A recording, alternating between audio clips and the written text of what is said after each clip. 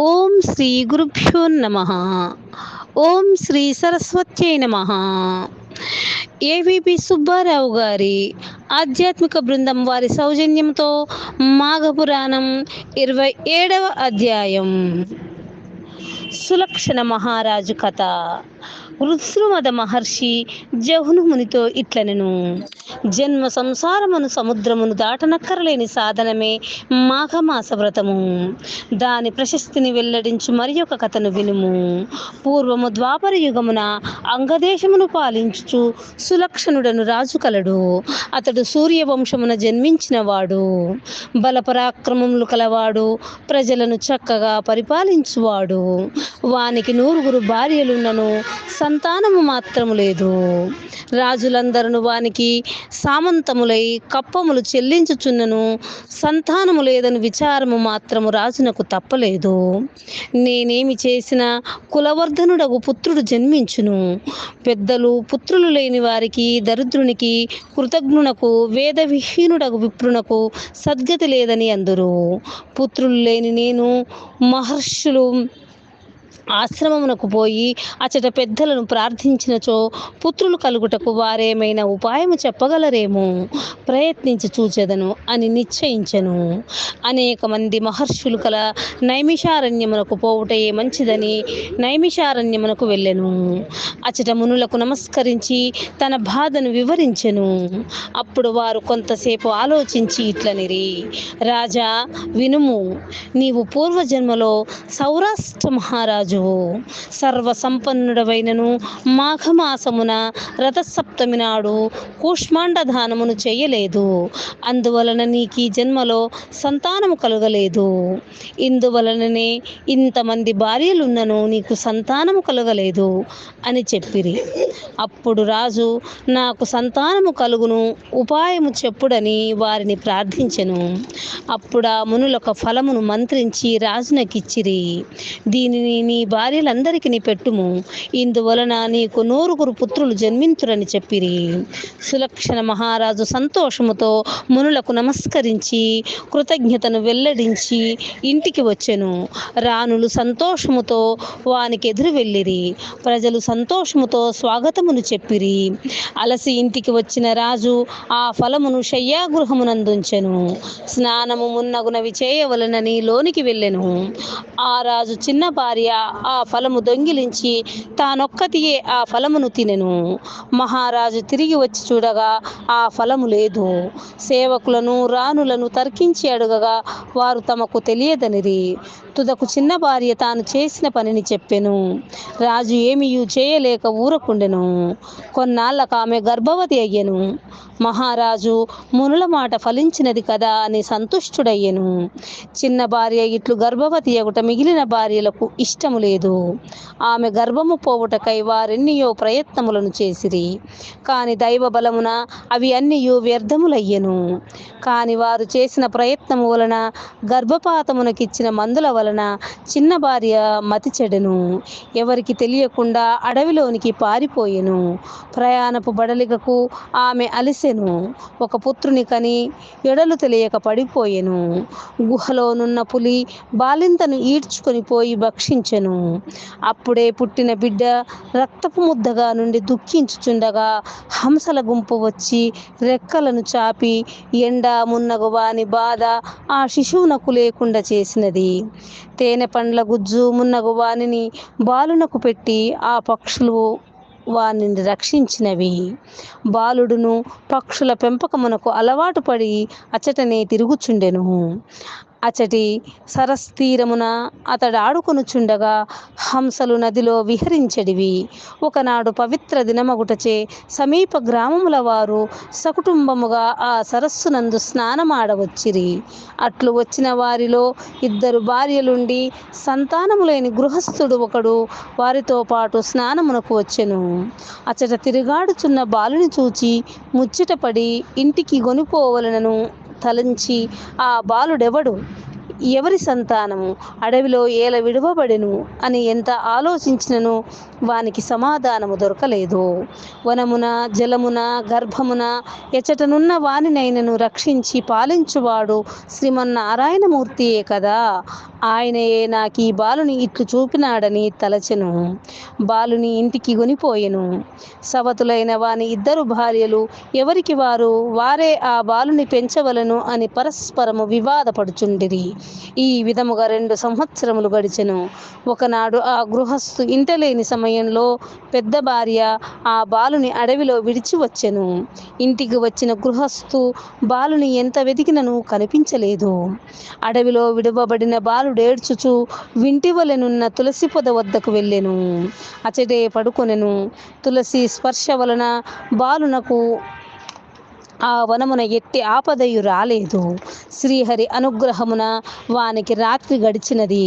ఎవరునూ లేని ఆ బాలుడు ఏడ్చుట తప్ప మరేమి చెయ్యగలడు? వాని దైన్యము, నిస్సహాయత ఆ అడవిలో నుండు పశుపక్షాదులలోని జీవలక్షణమునకు విలువైనది.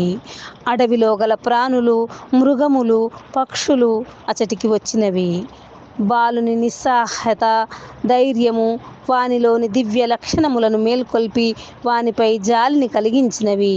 ఆ ప్రాణులను కన్నీరు కార్చినవి. ఒకరి భాష మరొకరికి తెలియని రాజకుమారుడు, పశుపక్షాదులు ఇట్టి సహానుభూతి నందినప్పుడు మరి ఒక మానవుడున్నచో వాడెంత దుఃఖించునో కదా. అట్లే బాలుడును పక్షియో మృగమైనప్పుడు వాని దుఃఖము ఎట్లుండునో కదా. బాలుడు, పశుపక్షాదులు విభిన్న జాతుల వారైనను వారిలోని పరమేశ్వరుని అంశయగు జీవాత్మ మూలము ఒకచోట నుండి వచ్చినదే. అది ఏ దివ్యత్వము. కాని విచిత్రమేమనగా బాలునికి తన జాతితే అయిన స్త్రీ వలన ఆపద వచ్చినది. ఆ విప్రుని మొదటి భార్య, ఆమెలోని దివ్యత్వము లోపించినది. సృష్టి విచిత్రమని అనుకొనుట తప్ప మనకే సమాధానమును తోచదు. ఇది ఏ భగవంతుని లీల. అట్లు వచ్చిన పక్షులు, మృగములు బాలునిపై జాలిపడినవి. పక్షులు ఎండ వానిపై పడకుండా రెక్కలతో నీడను కల్పించినవి. తమ విచిత్ర రూపములతో వాని మనస్సును శోకము నుండి మరల్చినవి. మృగములను తేనె, మగ్గిన పండ్లు వంటి ఆహారములను వానికి తెచ్చి ఇచ్చినవి. ఈ విధముగా మృగములు, పక్షులు వానికి తెచ్చి ఇచ్చినవి. ఈ విధముగా పక్షులు తాము చేయగలిగిన ఉపచారములను చేసి వాని దుఃఖములను మాన్పించి తమ ఉపచారములచే వాని ఆకలిని తీర్చినవి. బాలుడు తులసి పొదలో నుండుట, తులసిని చూచుట, తాకుట మున్నగు పనులను అతర్కితముగా చేయుటచే పవిత్ర తులసీ దర్శన స్పర్శనాదుల వలన దైవానుగ్రహమును అతడు పొందగలిగెను. తన జాతికి చెందని పశుపక్షాదుల సానుభూతిని, ఉపచారములను పొందెను. ఆ బాలుని పునర్జన్మ సంస్కారము వలన ఇట్టి సానుభూతిని ఇతరుల నుండి పొందగలిగెను. అప్రయత్నముగా వాని నోటి నుండి కృష్ణ, గోవింద, అచ్యుత మున్నగు భగవన్నామముల ఉచ్చారణ శక్తి కలిగినది. అతడా మాటలనే పలుకుచు తులసి పొదలో నివసించుచు ఆడుకొనుచు కాలమును గడుపసాగెను. అడవిలోనున్న తులసియే దీనుడైన ఒక బాలున కట్టి దయను పశుపక్షాదుల ద్వారా చూపినది. అట్టి తులసి మన ఇళ్లలో నుండి మనచే పూజింపబడిన మనపై ఎట్టి అనుగ్రహమును చూపునో విచారింపుడు. తులసి మన ఇంట నుండుట వలన, మనము తులసిని పూజించుట వలన మనకు దైవానుగ్రహము కలిగి మరెన్నియో ఈహపరలోక సుఖములను అందవచ్చును. పాపములను పోగొట్టుకొనవచ్చును. భగవదనుగ్రహమును మరింత పొందవచ్చును. రాజకుమారుని పూజ, శ్రీహరి అనుగ్రహము. సులక్షణ మహారాజు గర్భవతియగు తన భార్య ఏమైనదో తెలుసుకొనవలనని సేవకులను పంపి వెదికించెను. కాని ఆమె జాడ తెలియలేదు. నిరాశపడి యూరకుండెను. అడవిలోనున్న రాజకుమారుడు పూర్వమునందువలనే శ్రీహరి నామస్మరణ చేయుచు పశుపక్షాదులతో మైత్రి చేయుచుండెను. తల్లి, తండ్రి, తాత, సోదరుడు ఇట్టి బంధువుల నెరగడు. కేవలం శ్రీహరి నామోచ్చారణము శ్రీహరి పూజ వానికి నిత్యకృత్యములయ్యెను. శ్రీహరి దర్శనము కలుగలేదు అని విచారము వానికి కలిగెను. అయినను శ్రీమన్నారాయణ స్మరణ మానలేదు. ఒకనాడు ఆకాశవాణి మాఘస్నాన వ్రతమును ఆచరింపుమని వానికి చెప్పెను. రాజకుమారుడును ఆకాశవాణి చెప్పిన మాటలను అనుసరించి మాఘస్నానము పూజ మున్నగు వానిని ప్రారంభించెను. మాఘ శుక్ల చతుర్దశి నాడు రాజకుమారుని పూజాంతమున శ్రీహరి వానికి దివ్య దర్శనము ఇచ్చెను. శుభమును కలిగించు బాహువులలో బాలుని కౌగిలించుకొనెను. ఓ బాలక, నా భక్తుడవైన నీకు వరమునిత్తును, కోరుకొమ్మని పలికెను. బాలుడును నాకు నీ పాద సాన్నిధ్యమును చిరకాలమును గ్రహింపుమని కోరెను. శ్రీహరి, బాలక, నీవు రాజువై ఈ భూమిని చిరకాలము పాలింపుము. మాఘమాస వ్రతమును మానకుము. పుత్ర పౌత్ర సమృద్ధిని, సంపదలను, భోగభాగ్యములను పొందుము. నీవిప్పుడు నీ తండ్రి వద్దకు పొమ్ము. రాజువై చిరకాలము కీర్తిని, సర్వ సంపదలను, సర్వ సమృద్ధులను, సర్వ సుఖములను అనుభవింపుము. మాఘమాస వ్రతమును మాత్రము విడవక చేయుము. ఆ తరువాత నా సన్నిధిని చేరుమని పలికెను. అచటనున్న సునందుడను వానిని పిలిచి రాజకుమారుని వాని తండ్రి వద్దకు చేర్చుమని చెప్పెను. సపరివారముగా అంతర్ధానమందెను. సునందుడును రాజకుమారుని తీసుకొని సులక్షణ మహారాజు వద్దకు వెళ్ళెను. రాజకుమారుని పూర్వ వృత్తాంతమును, శ్రీహరి అనుగ్రహమును వానికి వివరించెను. పుత్రుని వానికి అప్పగించెను. తన స్థానమునకు తాను పోయెను.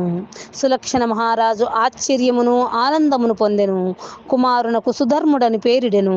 బాలుడు విద్యాబుద్ధులను పొంది పెద్దవాడైన తర్వాత వానిని తన విశాల సామ్రాజ్యమునకు ప్రభువును చేసెను. వృద్ధుడైన సులక్షణుడు భార్యలతో వనమునకు ఏగెను. వానప్రస్థమును స్వీకరించి కొంతకాలమునకు మరణించెను. వాని భార్యలను సమాగమమునకు చేసి పరలోకమునకు భర్తననుసరించి తరలిరి. సుధర్ముడు భక్తితో తండ్రికి తల్లులకు శ్రద్ధతో శ్రాద్ధ కర్మములను ఆచరించెను. సుధర్ముడును తగిన రాజకన్యను వివాహమాడెను.